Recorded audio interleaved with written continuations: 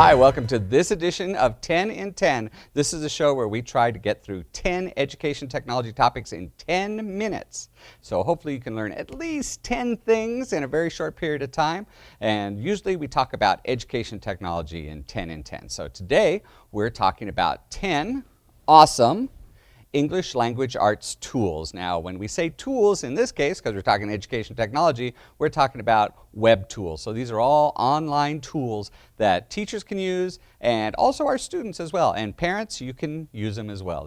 Because they're on the web, everybody can use them. So let's go to our first one. It's called Animoto. Now, Animoto is an interesting website because it's not to be confused with something like Edmodo. There's lots of motos out there, but Animoto is a real nice website which allows you to take your digital still pictures and create a music video out of them. You can use all different kinds of things in that Animoto experience. You can actually embed videos if you want. You can embed all different kinds of things for information. Students can use these to do video reports or slideshow reports. You can put music behind them. It's very, very nice. Animoto, if you haven't tried it, you need to try it out, and it's located at animoto.com, and it's free. All these are free, by the way. So let's go to the next one. This is a great one for our students that are going to be taking the SATs, or they are planning on taking the PSAT, or they're just working on their vocabulary. This is called Awesome SAT Flashcards. Awesome SAT Flashcards are hundreds and hundreds of flashcards that you can download, print out, and use as flashcards when you're doing vocabulary development. This is an example one right there. Avocados are high in vitamin C and B. I advocate eating avocados. So it's got a sentence, it's got the word, it's how the sentence is used, and it's got kind of like a little definition down there as well. So, and actually this one is for the word advocate, not avocado. So Awesome SAT Flashcards is at awesomesatflashcards.com, which is a great, great website. So go to that one. Again, it's all free. There's no reason not to use these free tools.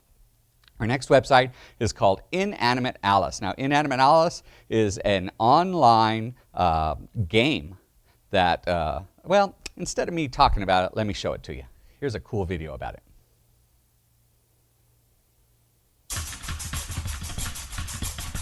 Imagine a world where you have no friends. You live remotely. You keep moving around with your parents. Your only companion is your device and the character who keeps popping up on the screen.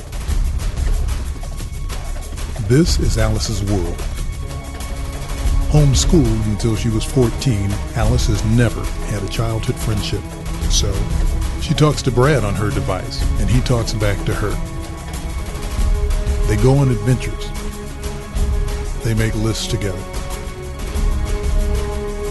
And whenever she's scared, he is always there for her.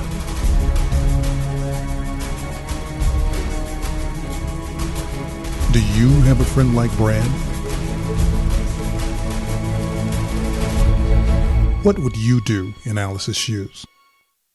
This is a great interactive online game designed just for English language arts. InanimateAlice.com is the website. Check it out. You can play it over the summer. You can do some really cool stuff with it. So, our next website is Rubric Maker, and this is for our teachers mainly because we want to encourage them to not grade just the straight 100 points off of a check mark kind of thing. We want students to be graded off of rubrics in many, many cases. But sometimes it's hard to come up with a rubric. So there's actually online rubric makers. And this one is from a company called Recipe for Success. They're trying to sell you some stuff. That's okay. Put up with that because when you get to the rubric maker, it's absolutely free. And so the website for a rubric maker is tinyurl.com/5z2pzu. And we use tinyurl because it's like a really, really big website URL, and we squished it down to make it a little bit more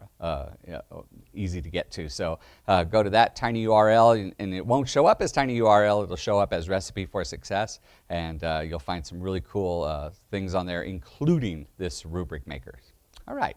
Our next one is Voicethread. Voicethread is a really neat tool that a teacher or a student can put up a picture or a video, and then people can leave comments, and they can leave all different kinds of comments. They can leave picture comments, they can leave voice comments, they can leave video comments. There's all different things that you can do in Voicethread. So a teacher, for instance, could put up a question based on a picture that the students are looking at. Maybe that's based on some kind of reading that they're doing. And then the students have to come back in and leave comments based on the question. Or students can put up a question or work on an assignment, and then people can collaboratively add to that. Voicethread is a tool that's been around quite a while. It's been used a lot in education. The website is voicethread.com. It's absolutely free for educators. So if you haven't tried Voicethread, try it out. It's a really, really neat tool.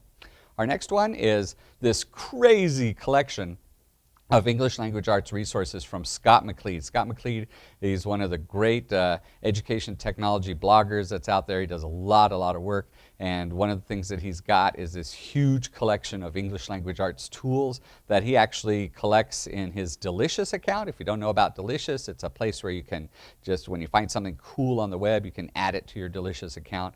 What Scott McLean does, he adds them to a place where everybody can get to, and so it's just this incredibly huge collection of English language arts resources, and it's at delicious.com/Scott McLean, that's hard to say, Scott McLean/language arts. He also has ones for social studies and math and all different other kinds of science, but we're talking about English language arts. So if you haven't seen Scott McLean's incredible collection, you need to go check that out. Our next one is the American Association of School Librarians. They have a great website that they've collected materials over the years. So they have stuff on digital storytelling, on curating material that you find online, ideas for teachers, ideas for students. It's more than just books with the American Association of School Librarians. Just because it says librarian in the topic, don't dismiss it. They have lots and lots of materials for English language arts. And the website, it's another big long one that we squished down, and it's tinyurl.com MFC9RP2. So check that out, the American Association of School Librarians. Our next website, it looks like a boring website. It really does look, it's like, oh man, I hate boring websites. But the Center for Learning and Performance Technologies has collected, again, just kind of like Scott McLean's site, this huge collection of material for teachers. There's instructional tools, just general instructional tools, but if you dig through that, you'll also find a lot on reading and language arts and writing, spelling. It's the Center for Learning and Performance Technologies. That's, again, we squished it down into a smaller URL, tinyurl.com 6GAUQRS. Is that the Center, again, for the Learning and Performance Technologies? I believe this is from the United Kingdom.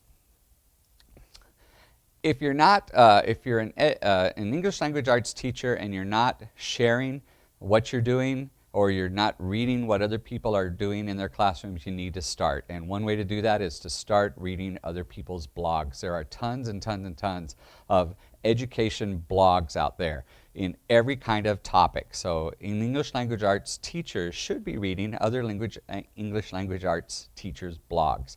And so where do you find the blogs? A great way to start is at this website, tinyurl.com MLJS7C. It is a collection. It's a collection up online that people that have blogs just put in their URL address, and there's just tons and tons of blogs all about technology, all about English language arts. And so if you're not reading other people's blogs, you need to be doing so.